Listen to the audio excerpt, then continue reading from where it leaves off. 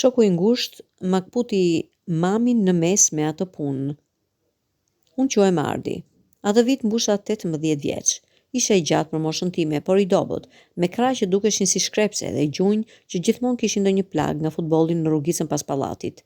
Babai im punonte në Greqi dhe vinte vetëm për festa. Mami rinte me mua dhe motrën time, por motra ishte martuar dhe jetonte në qytetin tjetër. Kështu që në shtëpi ishim vetëm ne të dy, unë dhe mami. Shtëpia jon ishte në katin e tretë të një pallati gri, nga ato të viteve 80 që i njihja përmendsh. Zhurma e ashensorit që nuk punonte kurrë, era e lakrorit që vinte nga kati i dytë tek tezja shpresa, pllakat e korridorit që kumbonin si daulle kur vrapoja. Unë e doja atë shtëpi. Ishte e vetmja që kisha njohur. Dhe doja dhe mamin. Jo siç e duan djemtë e mëdhenj, jo me atë dashurinë e turbull që vjen nga trupi fillon të zgjerohet. E doja thjesht, si do ajrin, bukën, ujin. Ajo ishte e para fytyrë që pash kur linda dhe unë besoja se kështu do të ishte përgjithmonë. Pastaj erdhi Iliri. Iliri ishte shoku im më i ngushtë. Nga ata shokut që nuk ka nevojë për fjalë, që kuptohen me sy. Ishim bashkë që në klasë të parë. Ndanim drekën, detyrat, sekretet. Ai flinte në shtëpinë time kur prindit e tij grindeshin dhe unë flija tek ai kur mami punonte natën. E doja si vëlla.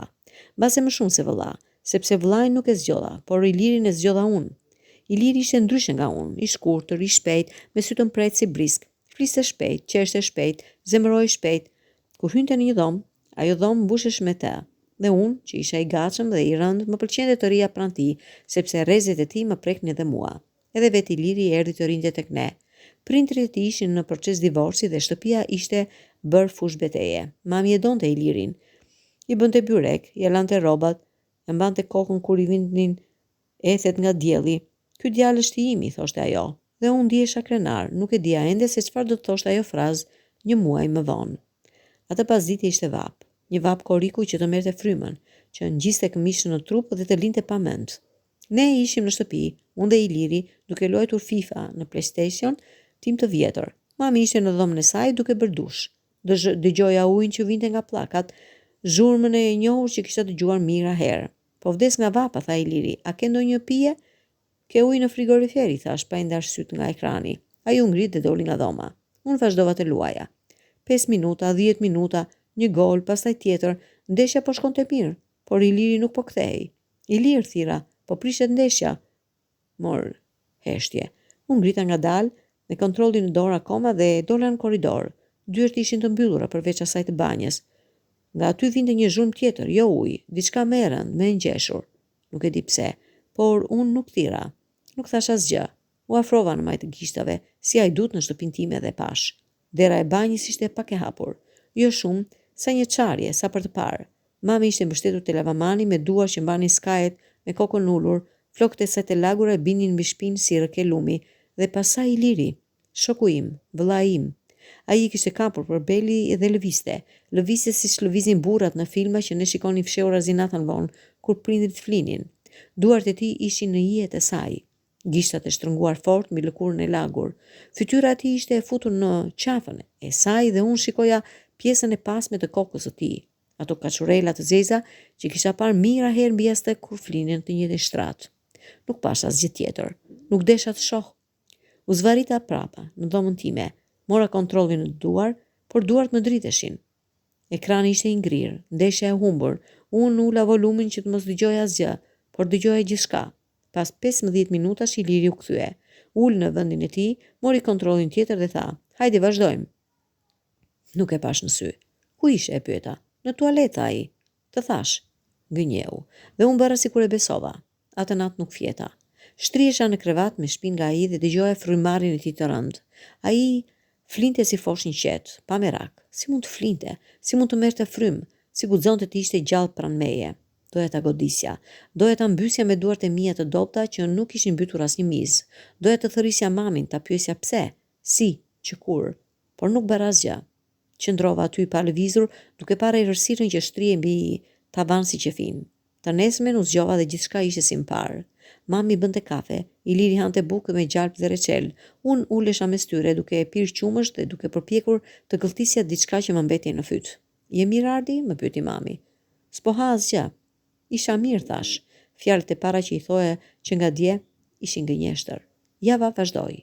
Iliri vazhdoi të rinte tek ne. Unë vazhdova të luaja me të bëja shaka, të diskutoja për lojrat dhe futbollin, askush nuk e dinte se unë e dija. Dhe unë mbaja atë sekret brenda meje si një thik që më priste zorët nga brenda. Por natën, kur ai flinte, unë qaja. Qaja në jastek pa zë, që të mos më dëgjonte. Qaja për mamin tim që tani ishte bërë huaj. Qaja për Ilirin që kishte vdekur pa vdekur. Qaja për veten time që isha shumë i dobët për të bërë diçka. Një javë më vonë pash përsëri. Kësaj radhe në dhomën e ndenjes. Ishte pasdite vonë. Unë isha në kuzhinë duke pirë ujë kur dëgjova zhurmën. Ato pëshertimet e ulta që mami lëshonte kur mendonte se unë nuk isha aty. Ato fjalët e Ilirit që nuk i kuptoja dot, por që më hyn në vesh si thika. Dola në korridor. Divani ishte i zgjatur. Mami ishte ulur mbi të, me fundin e ngritur mbi gjunjë, dhe Iliri përsëri pas saj, përsëri duke lëvizur, përsëri me duar në hijet e saj, përsëri me fytyrën e futur në flokët e saj. Këtë herë pash më shumë. Pash fytyrën e mamas. Nuk ishte fytyra që unë njihja. Nuk ishte fytyra e nënës që më lexonte paralla para gjumit, që më fërkonte ballin kur kisha ethe, që më thoshte: "Bir, ki kujdes."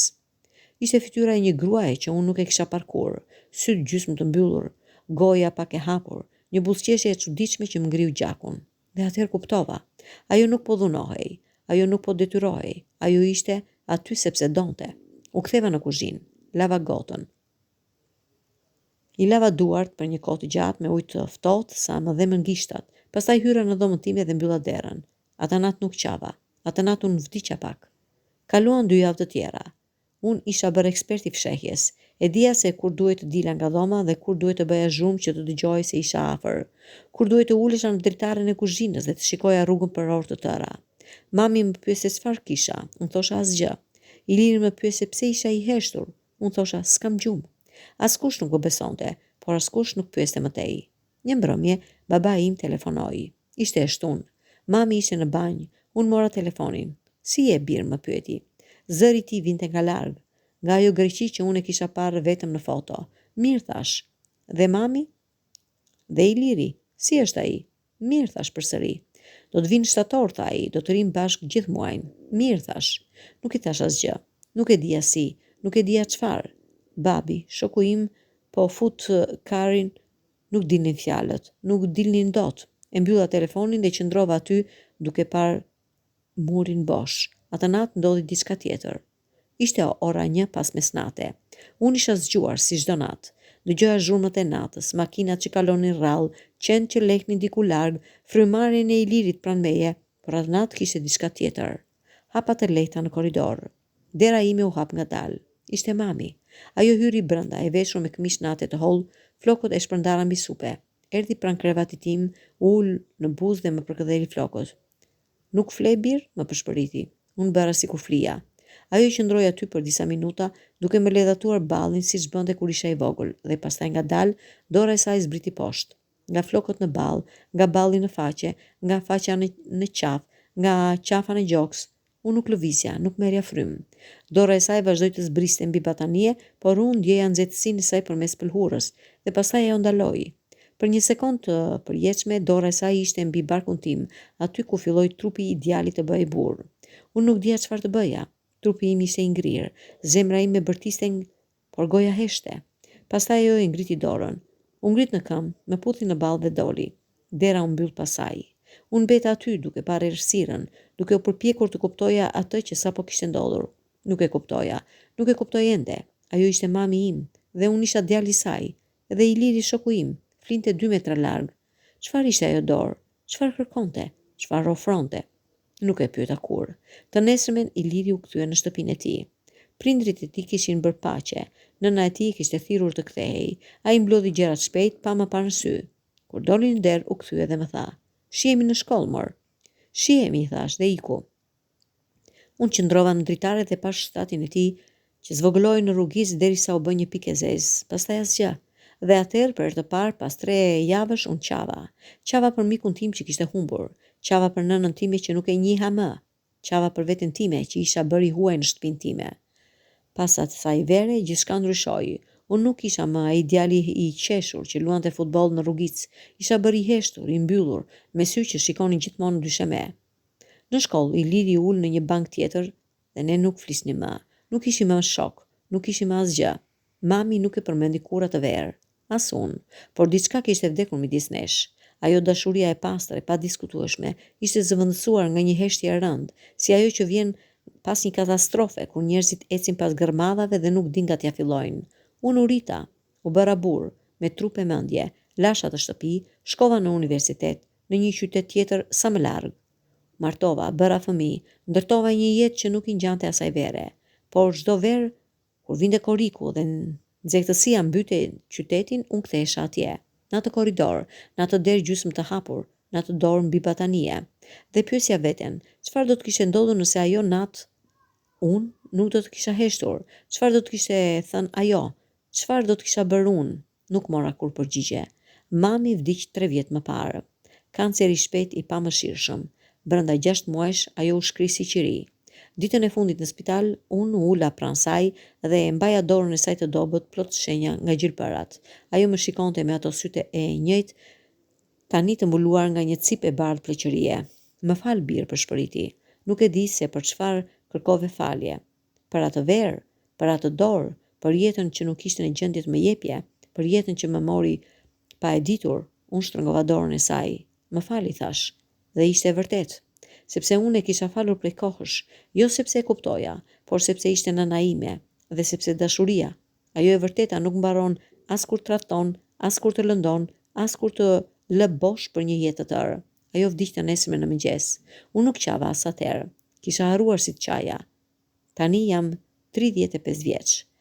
Kam një djalë 13 vjeç, po atë moshë që kisha unë atë verë.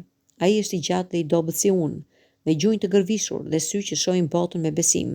Ai ka një shok më të ngushtë, siç kisha unë dikur, dhe ndonjëherë ai shok vjen për të fjetur në shtëpinë tonë. Unë i shikoj kur luajnë PlayStation, kur qeshin për gjëra që unë nuk i kuptoj më, kur flenë në të njëjtin shtrat me krahët e hedhur mbi njëri tjetrin. Dhe një pjesë e imja, ajo pjesë që mbeti atje në atë verë, dëshiron të thërras, të paralajmëroj, të mbroj, por nuk di nga çfarë. Nuk di këtë mbroj. Djalin tim nga shoku i tij, shokun tim nga djali im, veten time nga ajo që ndodhi dhe nuk mund ta ndryshoj më. Qëndroj në deri pa lëvizur dhe shikoj, dhe pyes veten, a e dinte mami im atë që bënte? A e dinte se unë po shikoja? A e dinte se çfarë po bënte me mua, me Ilirin, me familjen tonë? Apo thjesht ishte një grua e vetmuar, me burin e emigracion, me trupin që kërkonte ngrohtësi dhe një djalë 13 vjeç që nuk dinte si t'ja jepte? Nuk do ta di kur. Dhe Iliri e pash rastësisht 2 vjet më parë, në një supermarket. Ishte i shëndoshur, me mjekër të thinjur, me një fëmijë në karrocë dhe një grua pranë. Na u ndan syt për një sekond. Unë bëra sikur shikoja çmimet e makaronave, ai bëri sikur shikonte telefonin. Nuk folëm. Çfarë do t'i thoja? Pse ma bëre këtë? Si mund të më shikoje në sy pas asaj? A mendon ndonjëherë për atë verë? Nuk isha fjalë atëherë. Nuk kam fjalë as tani. Tani po ju pyes. Si mund ta falësh dikë që nuk të ka kërkuar kur falje? Si mund ta kuptosh tradhtin kur vjen nga njerëzit që të duan më shumë në këtë botë? Dhe mbi të gjitha, a mund ta shpëtosh veten nga e kaluara, apo je i dënuar të jetosh përgjithmonë në atë verë, në atë korridor, duke parë nga një derë gjysmë e hapur që nuk mbyllet kurrë?